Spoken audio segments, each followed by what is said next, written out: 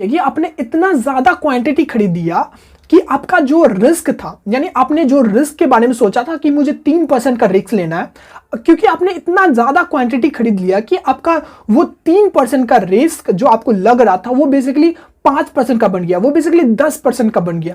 तो इसलिए क्वांटिटी पर कंट्रोल करना बहुत जरूरी है। हेलो फ्रेंड्स, तो आज मैं आपको बेसिकली पोजीशन मैनेजिंग सिस्टम के बारे में बताने वाला हूं, जो रिस्क मैनेजमेंट का बेसिकली दूसरा पार्ट है। तो चलिए जानते हैं कि हम लोग कैसे अपने पोजीशन को यानी अपनी क्वांटिटी को मैनेज करके रिस्क को मैनेज कर सकते हैं। वैसे एक चीज मैं आपको और बता दूं कि ये वीडियो बेसिकली आपको चैप्टर वाइज मिलेंगे, एंड अगर आपको किसी टॉपिक के बारे में पता है तो आप नेक्स्ट टॉपिक पर जंप कर सकते हो।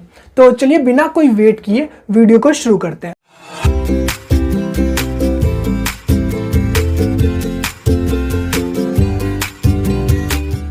ओके, तो आइए अब समझते हैं कि बेसिकली ये स्टॉप लॉस सिस्टम होता क्या है। स्टॉप लॉस सिस्टम इसलिए मैंने इसको नाम दिया है बिकॉज कि अगर आप अपने माइंड में स्टॉप लॉस सोच के रखे हो तो वो बेसिकली स्टॉप लॉस बिल्कुल भी नहीं है, क्योंकि आप वहां गैम्बलिंग करने आए हो। बट अगर आप स्टॉप लॉस सिस्टम का यूज करते हो, यानी जहां पे भी आप ट्रेड कर रहे हो, तो बेसिकली उस सिस्टम में यानी वहां पर आप स्टॉप लॉस सेट करके रखे हो, बेसिकली स्टॉप लॉस सिस्टम में सेट करके रखे हो, तो बेसिकली आप उसको स्टॉप लॉस बोल सकते हो। अगर वो आपके माइंड में होगा तो बेसिकली वो स्टॉप लॉस बिल्कुल भी नहीं है। तो हमेशा ये याद रखिएगा कि आप स्टॉप लॉस सिस्टम में यूज करोगे, यानी जहां पर भी आप ट्रेड करोगे। तो बेसिकली स्टॉप लॉस होता क्या है मैं आपको वो समझाता हूं। तो सपोज कीजिए कि आपने 220 रुपए का एक शेयर खरीदा एंड आपने सोचा कि यहां से अब यानी इस 220 रुपए से अब मार्केट ऊपर जाएगा तो मैं खरीद लेता हूं। तो आपने एक शेयर 220 रुपए में खरीदा एंड आपने ये भी सोचा कि अगर मार्केट यहां से नीचे आ गया तो आपने क्या किया कि आपने 218 रुपए का स्टॉप लॉस माइंड में सोचा।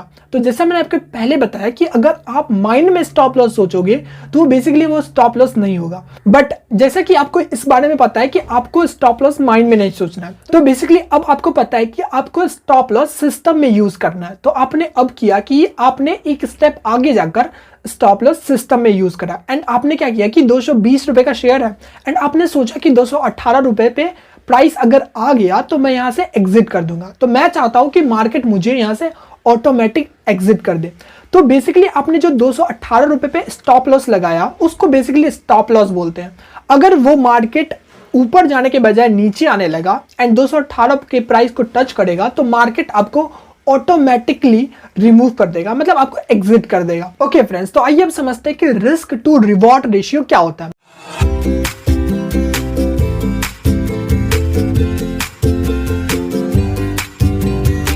सपोज कीजिए कि आपने 200 रुपए का एक शेयर खरीदा एंड आपने सोचा कि अगर 190 रुपए पर इसका प्राइस आ जाएगा तो मैं मार्केट से एग्जिट हो जाऊंगा, यानी मार्केट मुझे ऑटोमेटिक एग्जिट कर दे। तो उसके लिए आपने स्टॉप लॉस लगाया एंड आपने सोचा कि मैं 10 रुपए का लॉस सोचा हूं, यानी मैं 10 रुपए का रिस्क ले रहा हूं एक शेयर में, तो मैं क्या करता हूं, मैं 10 रुपए के प्रॉफिट के लिए भी जाऊंगा। यानी मैंने अपना जो प्रॉफिट टारगेट था वो मैंने 210 रुपए पे कर दिया, यानी आपने 10 रुपए का भी रिस्क लिया और 10 रुपए के प्रॉफिट के बारे में भी सोचा।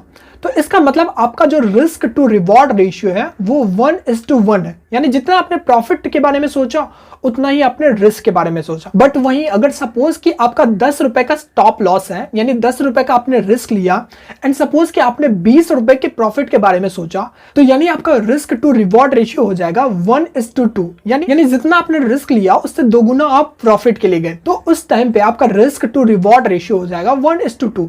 और फिर यहीं पे यदि आप 10 रुपए के रिस्क लेकर 30 रुपए के प्रॉफिट के बारे में सोचते तो आपका basically risk to reward ratio हो जाता 1:3। ओके, बट हाँ एक चीज हमेशा ये याद रखिएगा कि रिस्क टू रिवॉर्ड रेशियो जो है वो आपका हमेशा 1:1 होना चाहिए मिनिमम।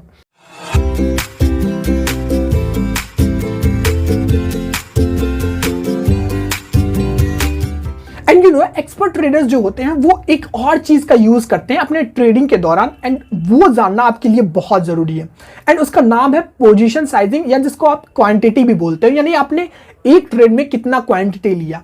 तो और ये जो क्वांटिटी होती है ना, ये बेसिकली आपके रिस्क मैनेज करने के लिए एक बहुत बड़ी जिम्मेदार होती है। यानी अगर आप अपना रिस्क मैनेज करना चाहते हो तो ये क्वांटिटी यानी पोजीशन के बारे में आपके लिए जानना बहुत जरूरी होता है। तो चलिए मैं आपको इस क्वांटिटी यानी पोजीशन के बारे में बताता हूं कि ये बेसिकली एक्चुअली में होता क्या है, एंड ये क्वांटिटी यानी पोजीशन आपके लिए यानी आपका रिस्क मैनेज करने में कैसे काम करेगा। तो चलिए आपको मैं वो बताता हूं। और क्वांटिटी और पोजीशन साइजिंग क्यों इतना जरूरी होता है, तो चलिए पहले मैं आपको वो बताता हूं। तो सपोज कीजिए कि आपने 300 रुपए का स्टॉप लॉस के साथ एक ट्रेड लिया। ओके, तो बेसिकली आपने क्या किया कि आपने इतना ज्यादा क्वांटिटी खरीद दिया कि आपका जो रिस्क था, यानी आपने जो रिस्क के बारे में सोचा था कि मुझे 3% का रिस्क लेना है, क्योंकि आपने इतना ज्यादा क्वांटिटी खरीद लिया कि आपका वो 3% का रिस्क जो आपको लग रहा था वो बेसिकली 5% का बन गया, वो बेसिकली 10% का बन गया। तो इसलिए क्वांटिटी पर कंट्रोल करना बहुत जरूरी है। अब सवाल ये है कि आप क्वांटिटी पर कंट्रोल करोगे कैसे। तो चलिए मैं इसका एक फॉर्मूला बताता हूं आपका। यानी क्वांटिटी और पोजीशन साइजिंग उतना ही होना चाहिए जितना आपका आरपीटी यानी रिस्क पर trade by stop loss in rupees हो। चलिए इस फॉर्मूला को पहले मैं आपको अच्छे से समझाता हूं। तो बेसिकली आरपीटी यानी क्वांटिटी यानी पोजीशन साइजिंग, सपोज कि आरपीटी जो है आपका 3% का है एंड आपके पास 10,000 रुपए का कैपिटल है।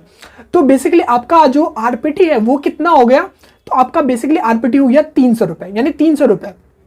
ओके, देन उसके बाद स्टॉप लॉस, सपोज कि आपने 200 रुपए का शेयर खरीदा, सपोज कि आपने 200 रुपए का शेयर खरीदा एंड 218 पे स्टॉप लॉस लगाया।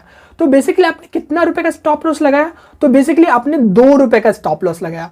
तो 2 आप नीचे लिख दोगे एंड 2 से जब इसको डिवाइड करोगे तो बेसिकली आपका आ जाएगा 150। यानी आप जो भी क्वांटिटी खरीदोगे वो बेसिकली 150 ही खरीदोगे। तो अगर आप 150 क्वांटिटी खरीदोगे तो रिस्क मैनेजमेंट के अकॉर्डिंग अगर आपका रिस्क होगा भी तो 3% से ज्यादा का बिल्कुल नहीं होगा। यानी अगर आप क्वांटिटी पर कंट्रोल कर लोगे यानी क्वांटिटी को इस फॉर्मूले के अकॉर्डिंग खरीदोगे तो आप अपने रिस्क को अच्छे से मैनेज कर पाओगे।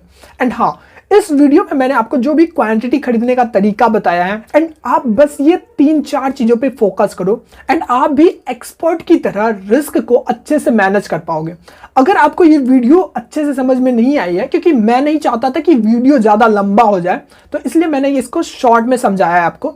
अगर आपको अब तक समझ में नहीं आया तो प्लीज आप इस वीडियो को एक बार और देख लो। बट हाँ, इस वीडियो में मैंने आपको जो भी चीज बताया है वो हर एक एक्सपर्ट ट्रेडर्स यही करते हैं। एंड इससे पहले मैंने एक और पार्ट बनाया था जिसमें मैंने बताया था आपको कि एक्सपर्ट कैसे अपने पैसे पे रिस्क को मैनेज करते हैं। तो अगर आपने मेरा फर्स्ट वाला पार्ट नहीं देखा है तो इसका लिंक मैं आपको आई कार्ड पे एंड डिस्क्रिप्शन बॉक्स में दे दूंगा, तो प्लीज आप उस वीडियो को भी जरूर देख लीजिए।